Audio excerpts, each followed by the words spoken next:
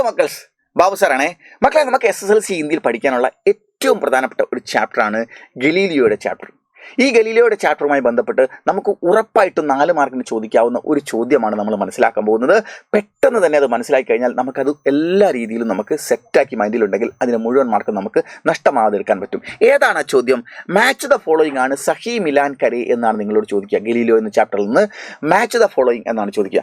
അപ്പോൾ നമുക്ക് സഹി മിലാൻ എന്നാണ് മാച്ച് ദ ഫോളോയിങ്ങിൻ്റെ ഹിന്ദി. നോക്കൂ മക്കളെ, അങ്ങനെ വരികയാണെങ്കിൽ നോക്കൂ, സഹി മിലാൻ അത് നമ്മൾ വരികയാണെങ്കിൽ നിങ്ങൾക്ക് ഇവിടെ തന്നത് ഇങ്ങനെ തന്നെ ഉണ്ടാവും, പക്ഷെ ഇത് ഡിസോർഡർ ആയിട്ടാണ് തരിക. ഞാൻ നിങ്ങൾക്ക് അത് ഓർഡർ ആയിട്ട് അങ്ങ് വെച്ചിരിക്കുകയാണ്. ഇത് നമ്മൾ പഠിച്ചു കഴിഞ്ഞാൽ നമുക്ക് ഇത് ഡിസോർഡർ ആയി തരുമ്പോൾ നമുക്ക് ഇതുപോലെ ആൻസർ ചെയ്താൻ കഴിയും. അപ്പം നമുക്ക് നോക്കാം. ചാന്ദ് സ്ഥിർ ഹേ എന്ന് പറഞ്ഞിട്ട് നമ്മൾ അതിൻ്റെ സമാനമായിട്ട് ഇതുണ്ട്, ചടന ഉതർന നസറും കാ ദോഖ ഹേ. ചന്ദ്രൻ സ്ഥിരമായി നിൽക്കുകയാണ്. ചന്ദ്രൻ അങ്ങോട്ട് പോകും, നമ്മൾ അങ്ങോട്ട് പോകുമ്പോൾ അങ്ങോട്ട് പോരുന്നുണ്ട് എന്നും ഇങ്ങോട്ട് പോരുമ്പോൾ ഇങ്ങോട്ട് വരുന്നുണ്ട് എന്നുള്ളത് നമ്മുടെ കണ്ണിന് പറ്റുന്ന തെറ്റിദ്ധാരണയാണ് എന്നാണ്. അടുത്ത ഡോക്ടറി പഠനയെ ഭേജാകയ, ഡോക്ടർ ആവാൻ വേണ്ടി, ഡോക്ടർ ഭാഗം പഠിക്കാൻ വേണ്ടിയിട്ടാണ് പറഞ്ഞയച്ചത്. മഗർ വൈജ്ഞാനിക ബന്ന ചാത്തത, പക്ഷേ അവനൊരു സയന്റിസ്റ്റ് ആവാനാണ് ആഗ്രഹിച്ചത്. അടുത്തത് ഫാനൂസ് ജ്യാദാ ദൂർ യാ കം ചുലേ. റാന്തൽ കൂടുതൽ ദൂരത്തിൽ ആടുമ്പോഴും കുറഞ്ഞ ദൂരത്തിൽ ആടുമ്പോഴും ഏക കിനാരെ സേ ദൂസരെ തക്ക് ആനെ ജാനെ സമയ ബരാബർ ഹേ.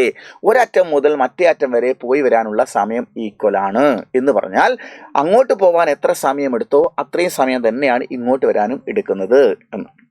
അടുത്ത കുദറത് സേ ബഡ, പ്രകൃതിയേക്കാൾ വലുതായിട്ട് കാരിഗാർ കോയി നെഹി, ഒരു സൃഷ്ടാവ് വേറെ ആരുമില്ല, അല്ലെങ്കിൽ ശില്പി വേറെ ആരുമില്ല. അടുത്തത് ബുഖാർ മേ ഉസ്കി നബ്ജ്. ബുഖാർ മേ ഉസ്കി നബ്ജ് എന്ന് പറഞ്ഞാൽ പനി വന്ന സമയത്ത് അദ്ദേഹത്തിൻ്റെ നാഡികൾ തേജ് ചലനയിലേക്ക് വല്ലാതെ അതിവേഗത്തിൽ മിടിക്കാൻ തുടങ്ങി. തേജ് ചലനയിലേക്ക് വേഗത്തിൽ മിടിക്കാൻ തുടങ്ങി. വിജ്ഞാൻ മേ ഗണിത കാ ഹിസാബ്. വിജ്ഞാൻ മേ ശാസ്ത്രത്തിൽ ഗണിത കാ ഹിസാബ്, ഗണിതത്തിൻ്റെ ഹിസാബ് കണക്ക് കൂട്ടൽ ഗലീലിയോ ഹിസാബി എന്നാണ് അറിയപ്പെടുന്നത്. ഓക്കെ, ഇത് നമ്മൾ മറക്കു പോയത്. ഓക്കെ, അപ്പോൾ നമ്മൾ ചോദിക്കും, ഗണിത് എന്ന് പറഞ്ഞാൽ മാത്സ് അല്ലേ സാർ എന്ന് പറയും. ഹിസാബ് എന്ന് പറഞ്ഞാൽ മാത്സ് അല്ലേ? അല്ല, ഗണിത് എന്ന് പറഞ്ഞാൽ ഒരു ശാസ്ത്രമാണ്, ഒരു വിഷയമാണ് മാത്സ്.